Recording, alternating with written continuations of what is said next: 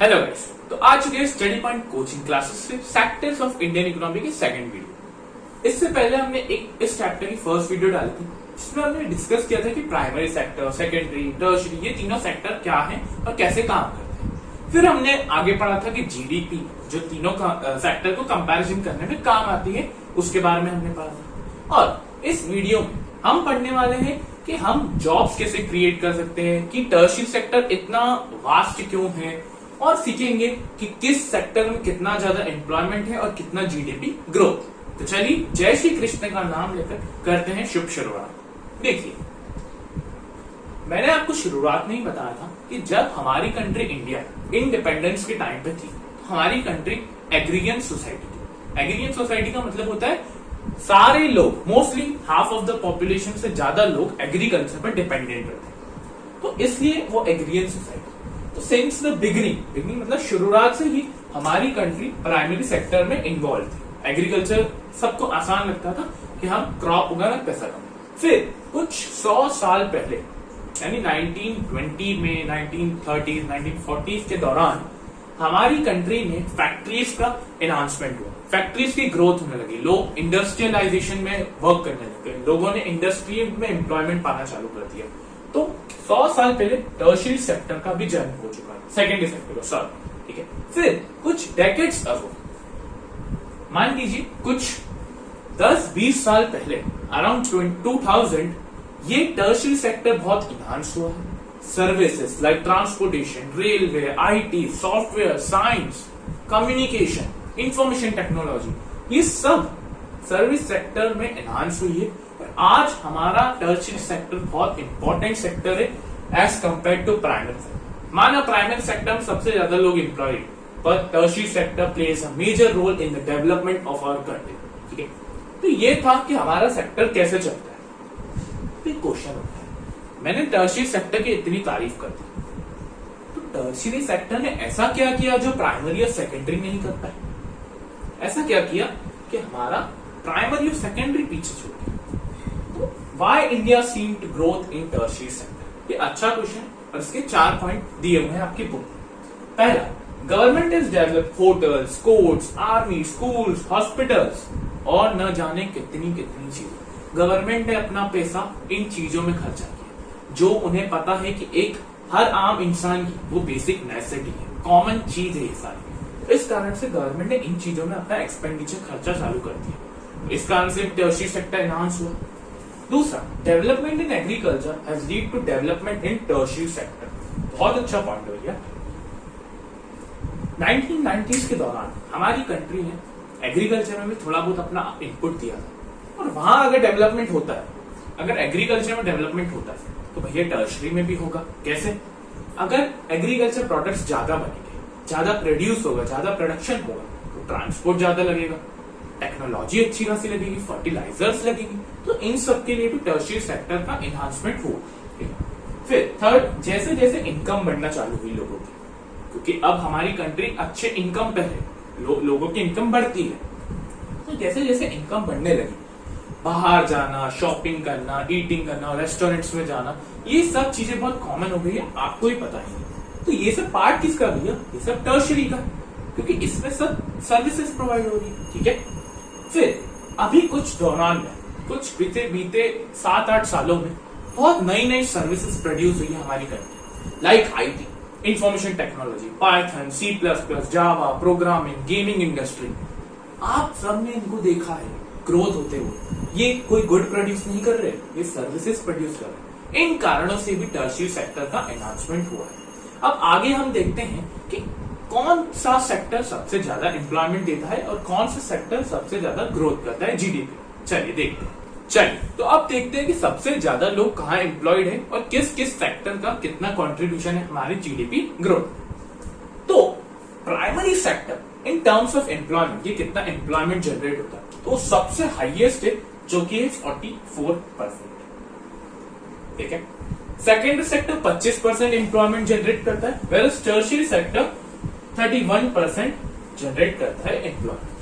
मैंने जैसे ही आपको बताया कि इंडिपेंडेंस के टाइम भी हमारी सोसाइटी एग्रीरियन सोसाइटी थी, तो इसलिए वाजिब सी बात है कि सबसे ज्यादा एम्प्लॉयमेंट यहाँ ही लोग एम्प्लॉयड है सबसे ज्यादा प्राइमरी सेक्टर में, एग्रीकल्चर सेक्टर। अब बात करते हैं कि इनका जीडीपी कंट्रीब्यूशन कितना है, हमारे ग्रॉस डोमेस्टिक प्रोडक्ट में कितना कंट्रीब्यूट करता है हर सेक्टर। तो प्राइमरी की बात करें तो भैया 12%, सेकेंडरी की बात करें तो 20% और टर्शियरी की बात करें तो 68%। कहानी पूरी पलट चुकी है दोस्तों। कहानी में आया है ट्विस्ट, क्राइम पेट्रोल जैसे ट्विस्ट। देखिए, प्राइमरी सेक्टर में 44% लोग एम्प्लॉयड हैं, 44%, सबसे ज्यादा लोग वहां पर हैं। पर वहीं प्राइमरी सेक्टर का जो जीडीपी में कंट्रीब्यूशन वो मात्र 12% है। तो भले लोग जितने ज्यादा एम्प्लॉयड हो, कंट्रीब्यूशन जीडीपी में सबसे कम है प्राइमरी सेक्टर का। वेरएस टर्शियरी की बात करें तो 31% वहां लोग एम्प्लॉयड हैं, पर वहां का कंट्रीब्यूशन देखें तो 68%।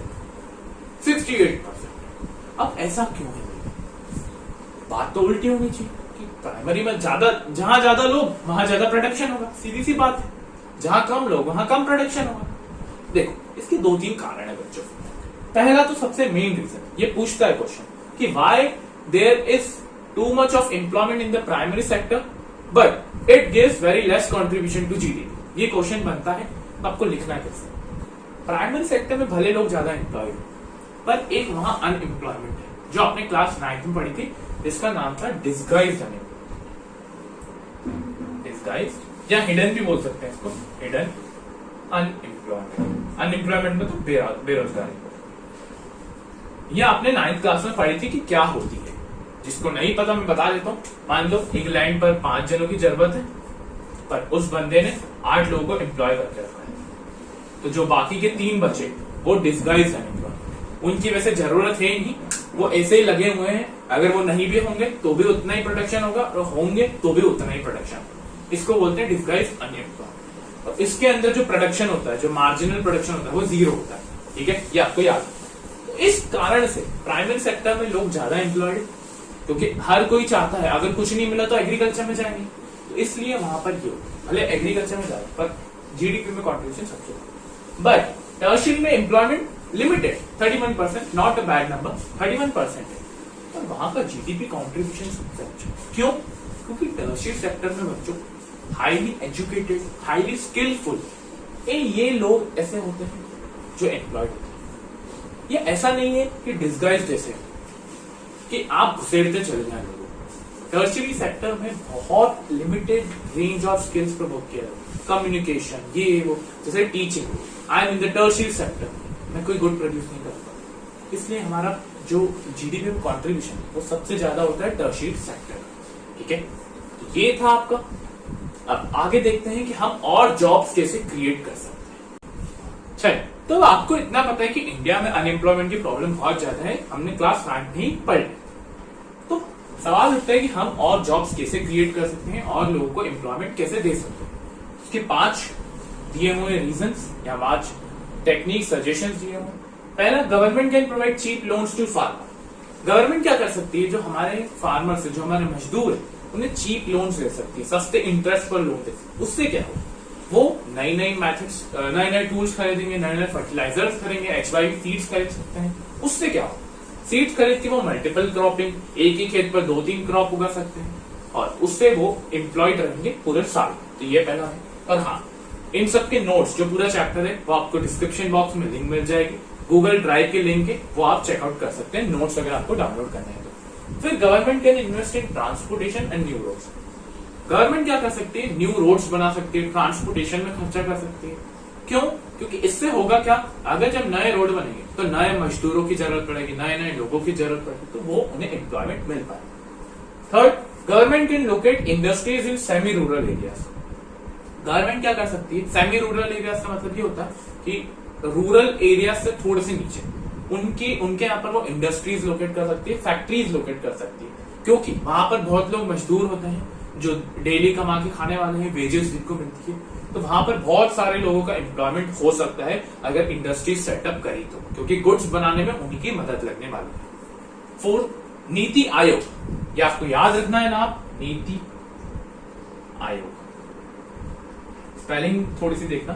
नीति आयोग ये एक संस्था है जो बताती है कि हम कहाँ इन्वेस्ट कर सकते हैं, हम कहाँ एम्प्लॉयमेंट क्रिएट कर सकते हैं। तो नीति आयोग के अनुसार 20 लाख जॉब्स एजुकेशन सेक्टर में क्रिएट की जा सकती है। ये नीति आयोग का सजेशन है।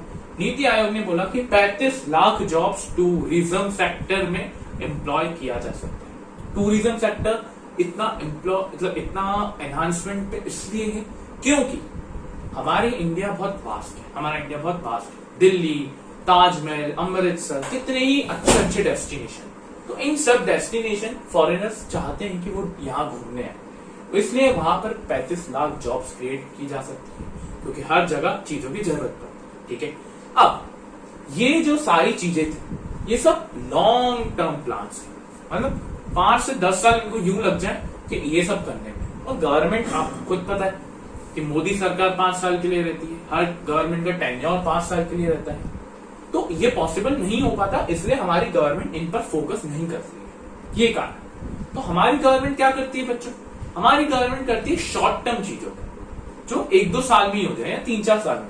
शॉर्ट टर्म एक रणनीति थी जिसका नाम था MNREGA. Mahatma Gandhi national rural employment guarantee act, आपने ये पढ़ा हुआ है क्लास 9 में, Mahatma Gandhi national rural employment guarantee act. इस एक्ट के अनुसार ये गारंटी देता है कि हम कुछ लोगों को जॉब्स देंगे, और वो गारंटी है, अगर वो नहीं दे पाए तो वो उनको राशन देंगे। ठीक है, ये इनकी गारंटी थी और इन्होंने बहुत सारी जॉब्स क्रिएट करी है। अभी लॉकडाउन में ही इनका बहुत नाम प्रचलन हुआ था इस संस्था का। 2005 में ये क्रिएट हुई थी संस्था। ठीक है, आपको ये याद रखनी पड़ेगी, नोट्स में वैसे लिखी हुई है चीज। ठीक है, ये मनरेगा पर फोकस होता है, मेन जो शॉर्ट टर्म प्लान्स रहते हैं। ठीक है, और ये जो मनरेगा है ये वुमेन, SC, ST, OBC इन सबको भी जॉब्स देने का प्रयत्न करती रहती है। ठीक है, और अगर नहीं दे पाई तो फ्री अलाउंस, फ्री राशन देती रहती है जो जिनको नहीं प्रोवाइड कर सकते। ठीक है, तो ये थी आज की वीडियो जिसमें कैसे हमने देखा जॉब्स क्रिएट होती है या कौन सा सेक्टर कितना एम्प्लॉयमेंट देता है। नेक्स्ट वीडियो में हम पढ़ने वाले हैं ऑर्गेनाइज्ड और अनऑर्गेनाइज्ड सेक्टर के बारे में। तो ठीक है, thank you for watching this video.